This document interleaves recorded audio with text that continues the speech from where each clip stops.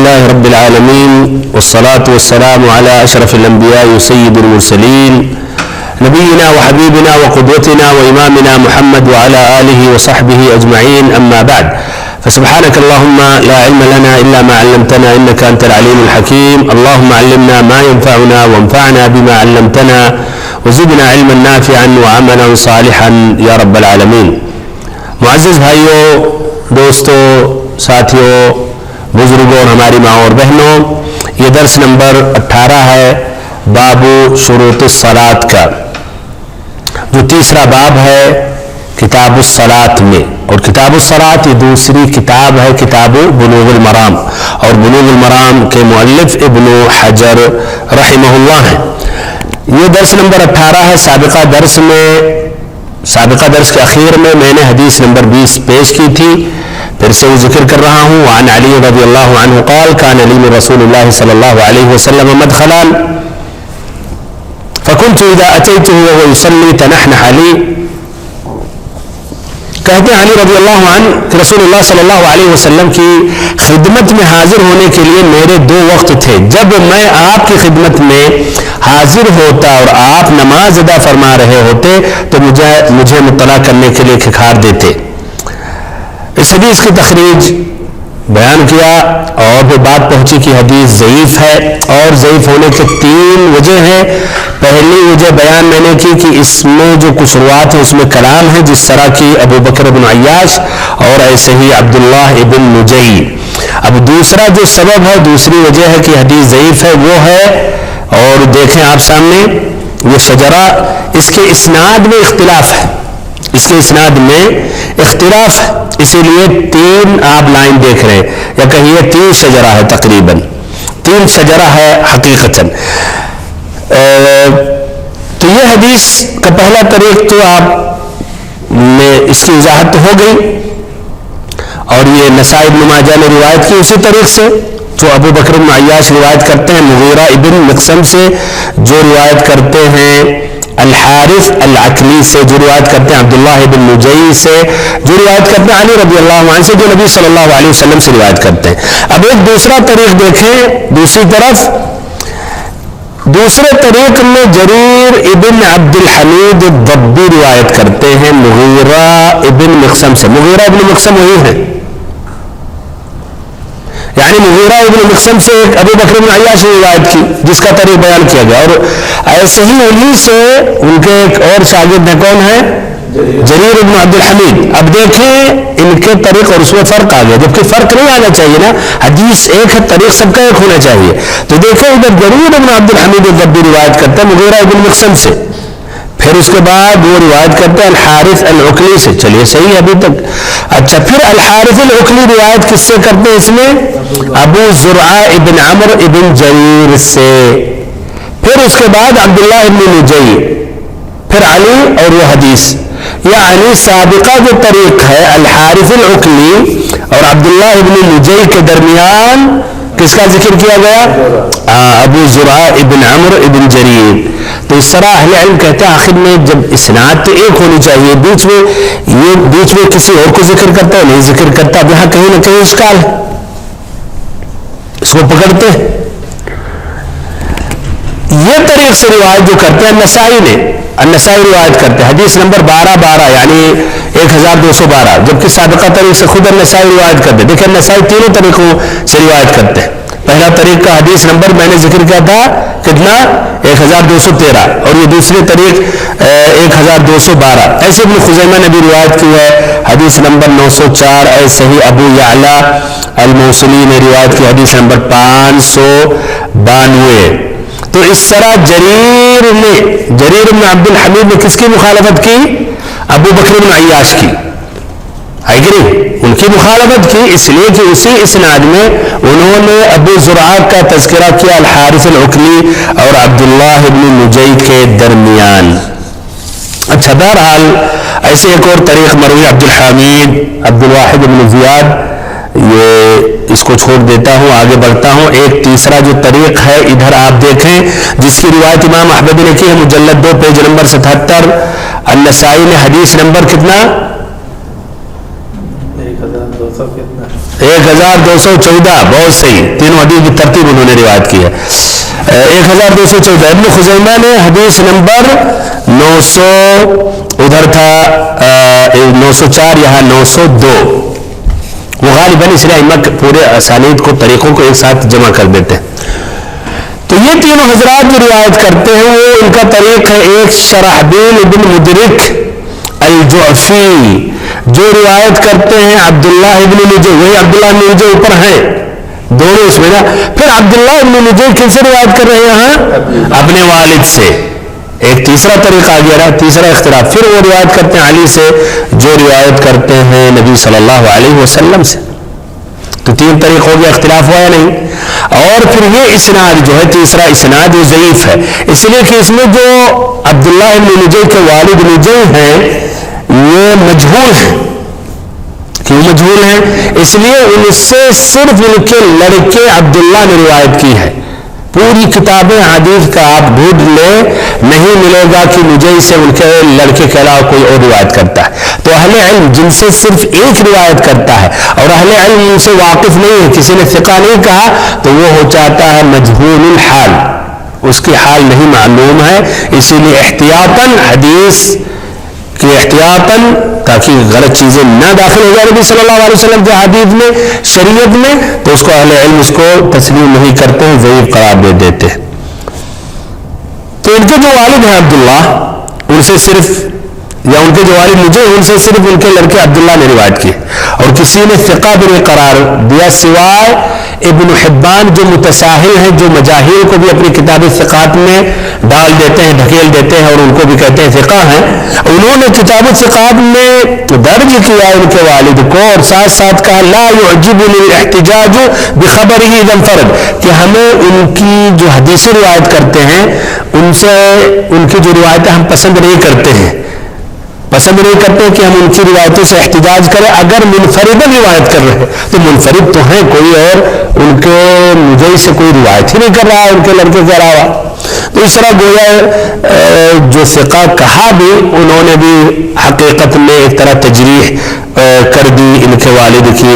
اسی لیے ابن حجر نے التقریب میں کہا مقبول کا معنی اگر کسی نے سپورٹ کیا تو حدیث کو مان لی جائے ورنہ حدیث ضعیف ہے. بہرحال آگے بڑھتا ہوں, میں سمجھ رہا ہوں یہ بات لمبی ہو رہی حدیث کے متعلق اور اس طرح کچھ بھاری پڑ رہا ہوگا, لیکن چلیے. تیسرا سبب حدیث ضعیف ہے کہ اس کے متن میں بھی اختلاف ہے.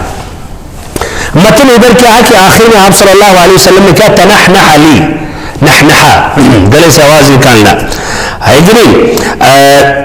ایسے ہی جریر اور عبد الواحد نے, جریر ابن عبد الحمید اور عبد الواحد ابن زیاد نے روایت کی ہے. انہوں نے کہا فَإِن كَانَ فِي صَلَاةٍ سَبَّحَ, یہ بہت مہم بات ہے ادھر کہ اگر آپ نماز میں ہوتے تو سبح یعنی سبحان اللہ پڑھتے. کیا پڑھتے؟ سبحان اللہ. تو ادھر آتا ہے کہ سبحان اللہ یعنی تنحنحا انہوں نے نہیں ذکر کیا. اور یہ جریر ابن عبد الحمید اور عبد الواحد یہ دونوں ابن عیاش ابو بکر بن عیاش سے زیادہ ثقہ ہیں. اس طرح خلاصہ کلام یہ ہے کہ اس حدیث میں جو نحنحا تنحنحا کا لفظ آیا یہ ثابت نہیں ہے, اس لیے کہ ابو بکر بن عیاش یہ منفرد ہے. جس طرح کی ابن خزیمہ نے ذکر کیا اور انہوں نے اس حدیث کو جب اپنی کتاب صحیح میں ذکر کیا تو باب جو باندھا تو دیکھیں کس طرح احتیاط کے ساتھ.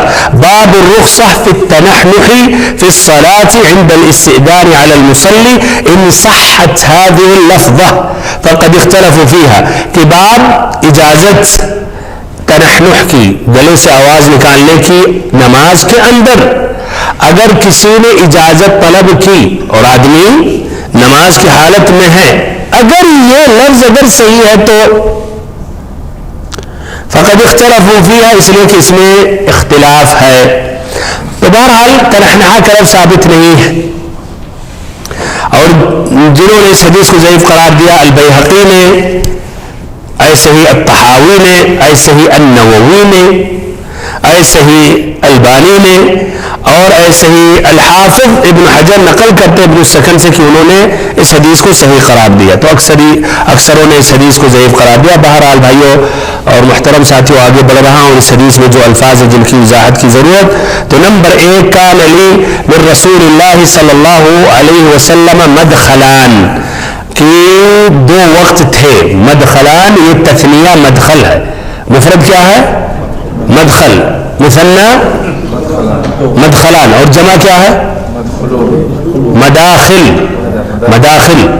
اچھا، تو مراد اس سے ہے وہ وقت دخول، یعنی آپ کی خدمت میں حاضری کے 2 اوقات تھے، اوقات۔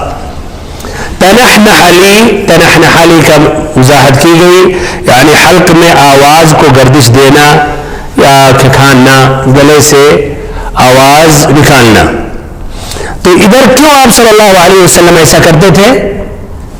اشارہ کرنے کے لیے کہ آپ نماز کی حالت میں، کہ آپ نماز کی حالت میں۔ اب اس حدیث میں جو مثبت فائدے ہیں وہ ذکر کر رہا ہوں۔ چلیے آپ لوگوں سے اصل فائدہ جس کا تعلق باب سے ہے اور جس مقصد کے لیے ابن حجر رحمہ اللہ نے اس حدیث کو یہاں ذکر کیا، تو کیا فائدہ ہے؟ کھانے سے نماز نہیں باطل، نماز نہیں باطل ہوتی۔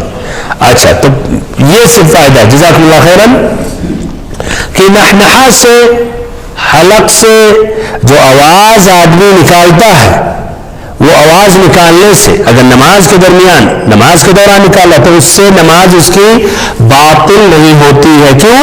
اس لیے کہ یہ کلام نہیں ہے، اس لیے کہ یہ آواز نکالنا کلام نہیں ہے۔ لیکن بہتر اور افضل کیا ہے؟ نحنحہ، حلق سے آواز نکالنا، یا سبحان اللہ پڑھنا۔ سبحان اللہ پڑھنا یہ زیادہ بہتر ہے، اس لیے کہ اس مسئلے میں جو حدیثیں آتی ہیں تسبیح کہ سبحان اللہ پڑھا جائے، یہ زیادہ اقویٰ ہے۔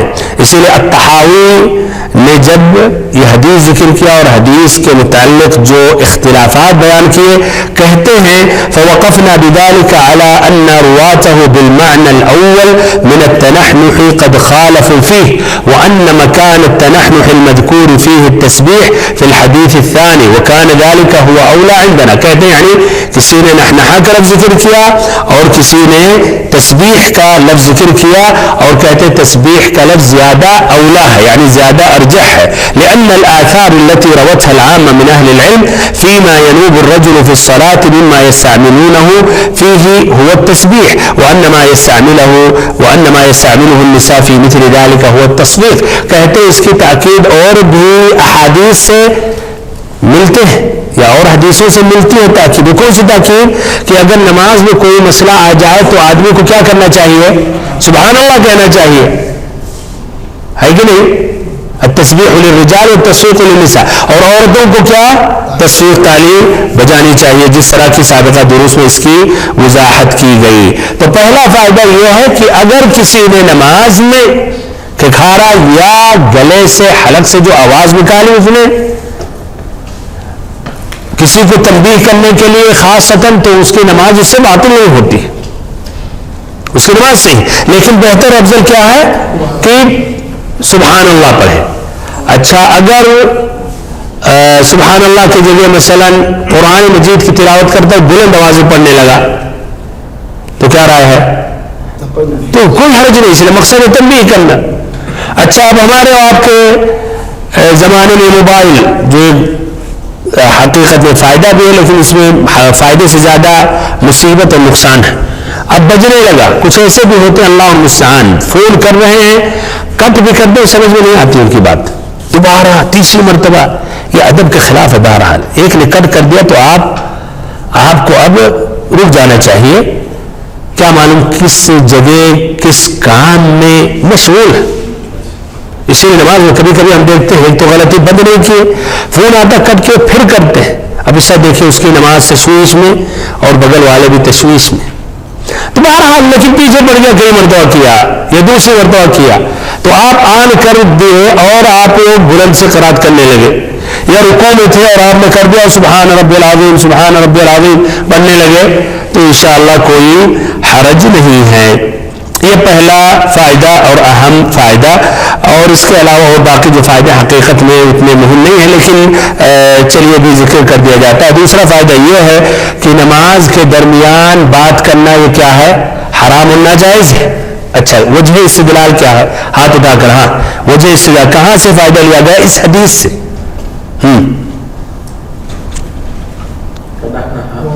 ہاں، اور واضح کریں تب مطلب اب بولنا نہیں چاہیے، بہت صحیح۔ تو نماز کے دوران کلام بات کرنا یہ حرام ہے، ناجائز ہے، اور وجہ استدلال کہ اگر یہ کلام جائز ہوتا تو آپ صلی اللہ علیہ وسلم مثلا تسبیح یا نحنحہ اس طرح آپ یہ آواز نہیں نکالتے، بلکہ ڈائریکٹ کہہ دیتے میں مثلا نماز میں ہوں، یا انتظار کر لو، انتظر انا فی صلاۃ مثلا، لیکن آپ نے ایسا نہیں کیا۔ اور جو فوائد میں سے ہے ذکر کرتے ہیں اہل علم، اچھا بغیر ضرورت کے اگر آدمی حلق سے آواز نکال رہا، تنبیہ نہیں، بس نماز میں ہے، ضرورت بھی نہیں ہے، نہ مان لے گلے میں خراش ہے، نہ کوئی بات ہے، اور نماز کے دوران نکال رہا آواز، کیا رہا ہے؟ کیا ہے اس کا حکم؟ صحیح نہیں ہے، تو کیا ہے؟ حرام ہے، مکروہ ہے، نماز باطل ہے۔ یہ مکروہ ہے، یہ مکروہ ہے۔ شیخ ابن عثیمین رحمہ اللہ کہتے ہیں اگر اس کا مقصد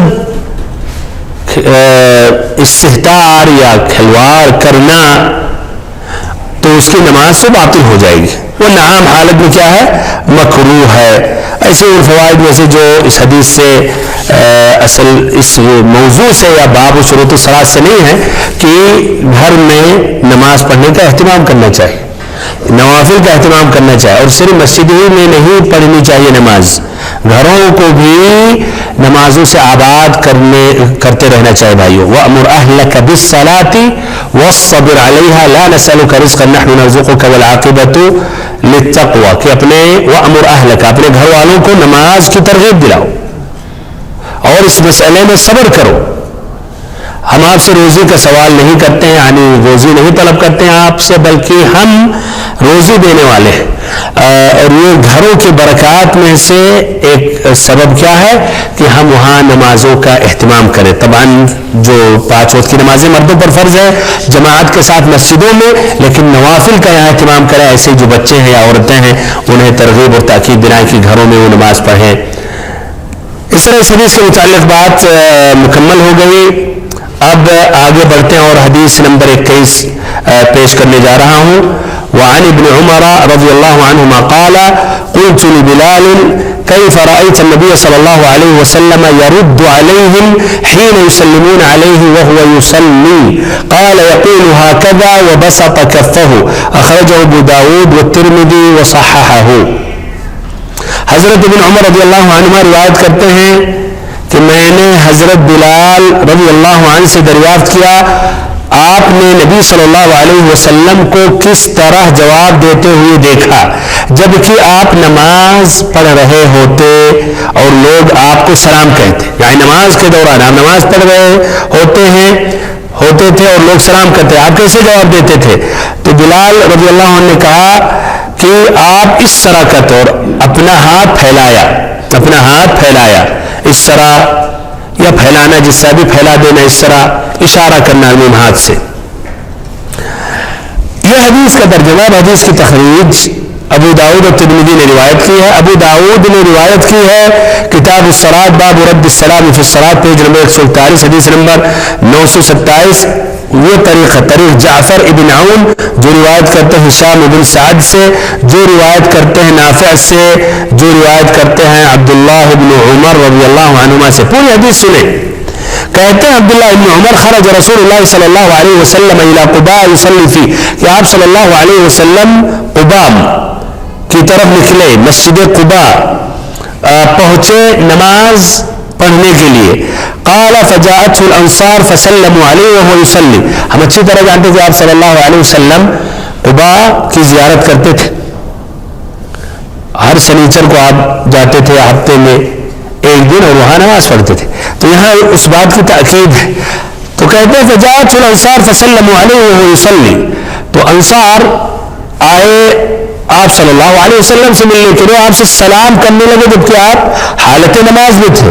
قال فقلت لبلال كيف رأيت رسول الله صلى الله عليه وسلم يرد عليهم حين كانوا يسلمون عليه وهو يصلي. تو ہم نے بلال رضی اللہ عنہ سے پوچھا کہ کس طرح تم نے نبی صلی اللہ علیہ وسلم کو دیکھا کہ جواب دے رہے تھے جب آپ نماز کی حالت میں تھے اور انصار آ کر آپ سے سلام کر رہے تھے. قال يقول هكذا وبسط كفه. تو انہوں نے کہا يقول هكذا ایسا آپ کہتے تھے مراد فعل, اور پھر انہوں نے اپنے ہتھیلی کو کیا پھیلا دیا آگے کیا. یہ مراد یعنی اپنی جگہ پر نہیں رکھے رہے بلکہ اس کو آپ نے پھیلا دیا.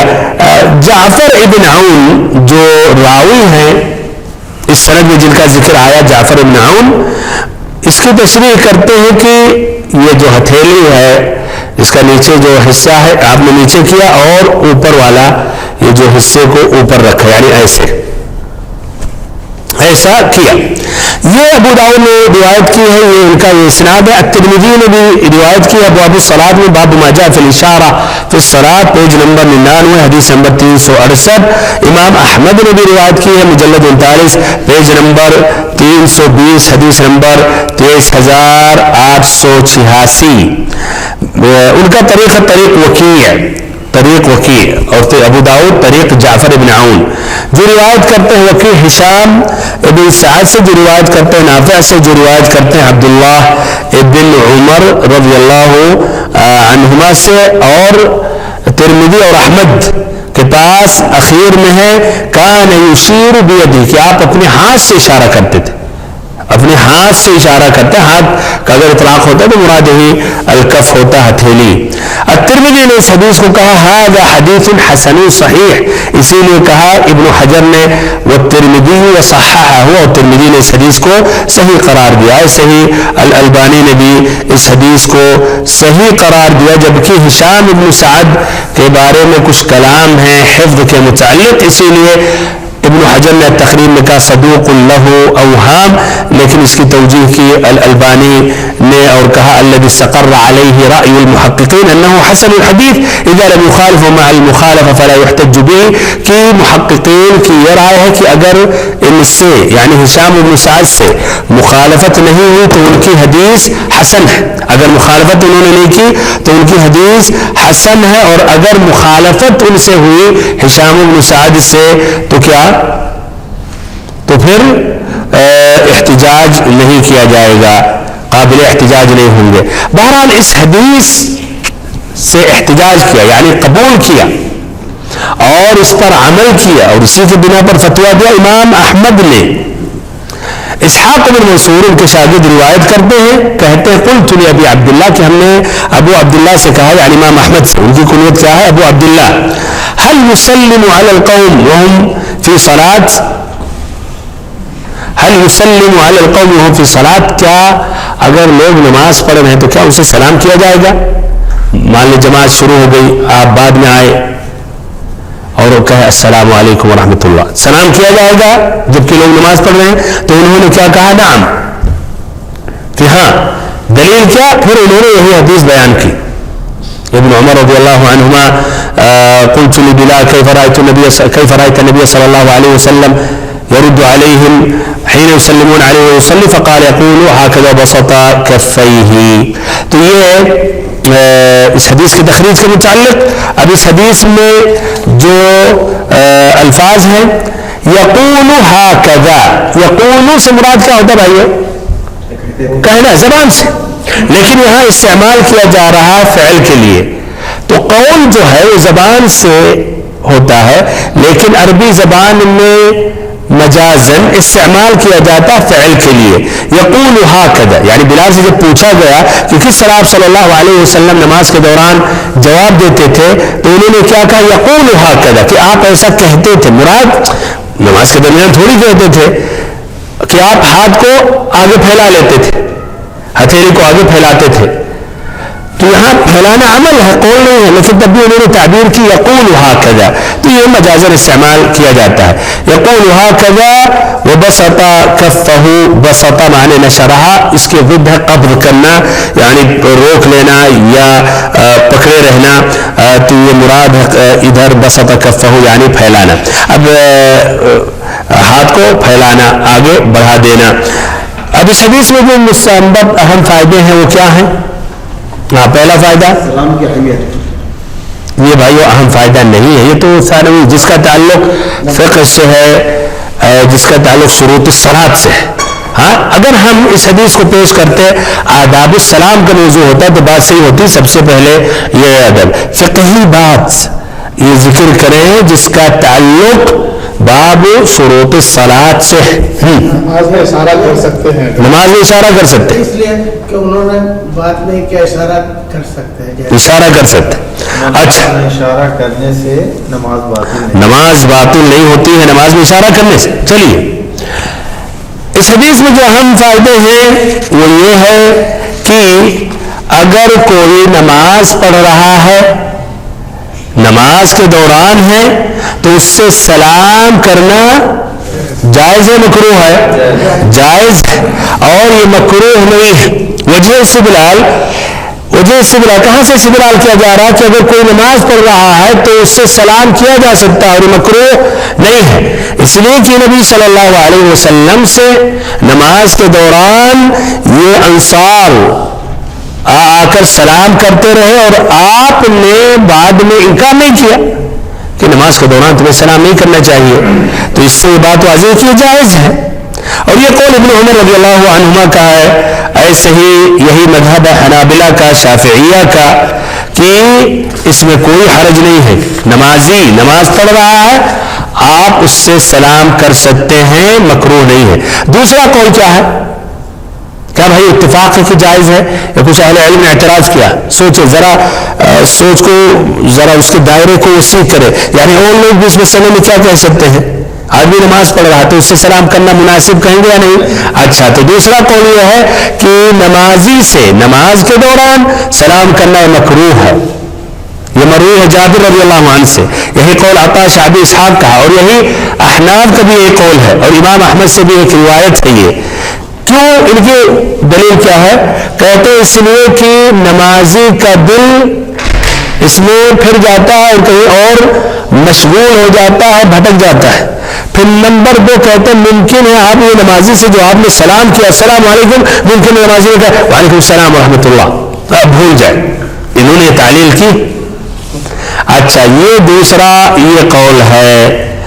بہرحال راجح قول پہلا قول ہے کہ یہ جائز ہے، اور جہاں آدمی یہ سمجھ رہا کہ ممکن ہو آدمی نہ سمجھ سکے تو وہاں ایسے شخص سے مثلا سلام نہ کیا جائے. باذن اللہ عز و جل آئندہ درس میں اس مسئلے کی مزید وضاحت کروں گا، اور بھی جو اس میں اور باتیں ہیں وہ بھی بیان کروں گا. کس طرح آدمی اشارہ کرے اس کی بھی وضاحت کروں گا. اللہ تعالیٰ سے آخر میں دعا کرتا ہوں کہ اللہ تعالیٰ ہم سبھی کو علم نافع عطا کرے اور ہم سبھی کو صراط مستقیم پر چلائے. وصلی اللہ وسلم وبارک ونعم علی عبدک ورسولک محمد.